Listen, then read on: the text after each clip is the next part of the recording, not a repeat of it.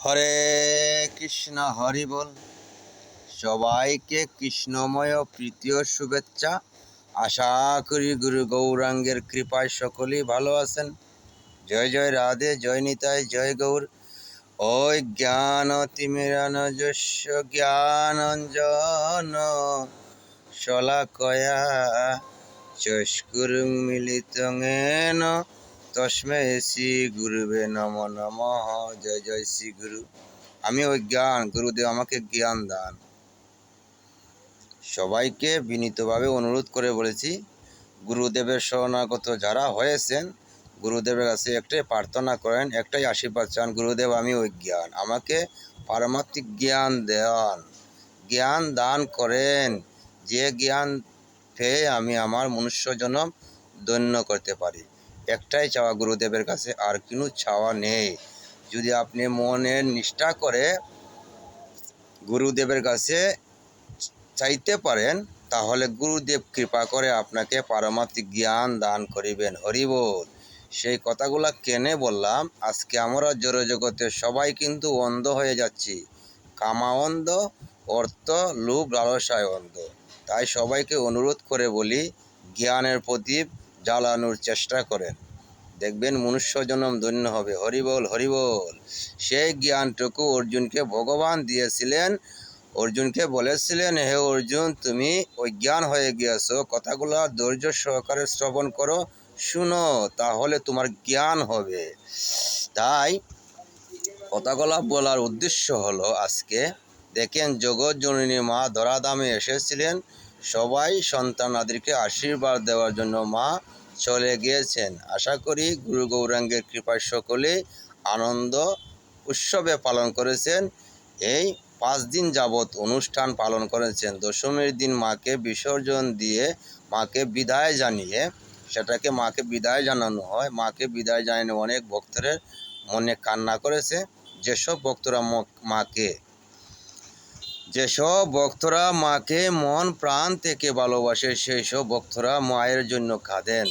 আর অনেক ভক্তরা জড়জগতে আছে, তারা মাকে মন থেকে ভালোবাসে না, তারা হাসি ঠাট্টা উল্লাসে মেতে উঠে যা ইচ্ছা তাই করে, ডিজে বাজিয়ে গান, নাচ নুচ, একটু ঘোরাফেরা।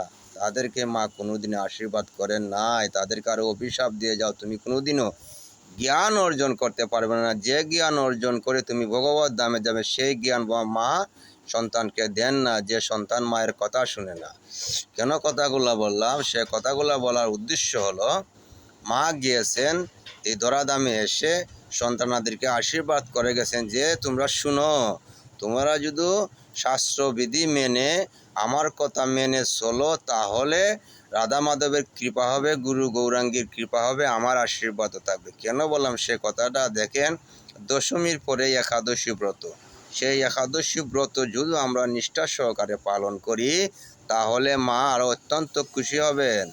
জগৎ জননী মা একবার কৈলাসের যিনি অধিপতি দেবাদিদেব মহাদেবকে জিজ্ঞাসা করিলেন, আপনার আরাধনা সবাই করে, সব দেবতারাই আপনার আরাধনা করে, আপনি কার আরাধনা করেন? মহাদেব পার্বতী দেবীকে বলেছিলেন, হে দেবী, আমি অনাদির আদি গোবিন্দ, সর্ব কারণেরই কারণম। আমার নারায়ণ হচ্ছে আমার আরাধ্য, কৃষ্ণ হচ্ছেন আমার আরাধ্য। আমি যে ভক্তরা নারায়ণ কৃষ্ণ গৌর হরির আরাধনা করে, তাদেরকে আমিও আশীর্বাদ প্রদান করি, সাথে সাথে তুমিও আশীর্বাদ প্রদান করবে। হরি বল।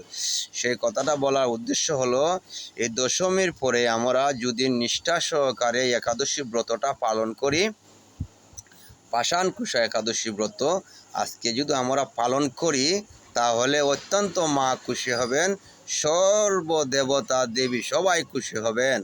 তাই সবাইকে বিনীত অনুরোধ করে বলি, আপনারা আনন্দ করেছেন, ঘোরাঘুরি করেছেন, এই একাদশী ব্রতটা পালন করেন, দেখবেন মার আশীর্বাদ দিনে দিনে বর্ধিত হবে, মায়ের কাছে আশীর্বাদ পাবেন সবাই। সবাইকে বিনীত অনুরোধ করে বলি, আমার কথাগুলো শুনে যদি আপনাদের ভালো লাগে, তাহলে একটু আশীর্বাদ করবেন, যেন ভগবান কৃপা করেন। আর যারা পালন করেন না একাদশী ব্রত, চেষ্টা করেন পালন করান, কারণ আপনিও তো ব্রত পালন না করে সর্ব ব্রতের শিরোমণি, আপনি জড়জগতে যা কিছু যাগ যজ্ঞ অনুষ্ঠান দ্রব্য পূজা যা কিছু করেন না কেন, যদি ভগবানের আইনগুলো নিষ্ঠা সহকারে তার পাশাপাশি পালন করেন, সর্বদেবতাও খুশি থাকেন, সব দেবী দেবতাও খুশি থাকেন, সব মনি ঋষিরাও খুশি থাকেন, সাধুগুরু বৈষ্ণবও খুশি থাকেন। যখন ভগবানের আইন কানুন নিষ্ঠা সহ পালন করা হয় তখন সবাই খুশি থাকেন। সবাইকে অনুরোধ করে বলি, আনন্দ করেন, ভগবানের গুণগান কীর্তন করেন, হরিনাম করেন, একাদশী ব্রত করেন, নিতাই গৌর প্রেমানন্দে হরি হরি বলে ডাকেন। জয় জয় নিতাই গৌর, হরি বল হরি বল। আজকে দিনটা ভগবানের জন্য সবাই নিষ্ঠা সহকারে দেখেন। আচার্যগণ বলেছেন, দিবস রজনী আবুল তাবুল পেছাল করিতে পারো, তার মধ্যে একবার কি গোবিন্দ বলিতে নারো। আমরা মাসের মধ্যে 2টা একাদশী আবুল তাবুল বলে 14 দিন কাটিয়ে দিই। অনেকে আছেন কাটিয়ে দেন, আবার ভক্তরা আছে প্রতিনিয়তই ভগবানের গুণগান কীর্তন করেন, শ্রবণ করেন, ভগবানের সাথে নিষ্ঠা পরায়ণ থাকেন। যারা আবুল তাবুল করে কাটিয়ে দেন তাদেরকে উদ্দেশ্য করে বলতেছি, অত্যন্ত একাদশী ব্রতটা পালন করেন।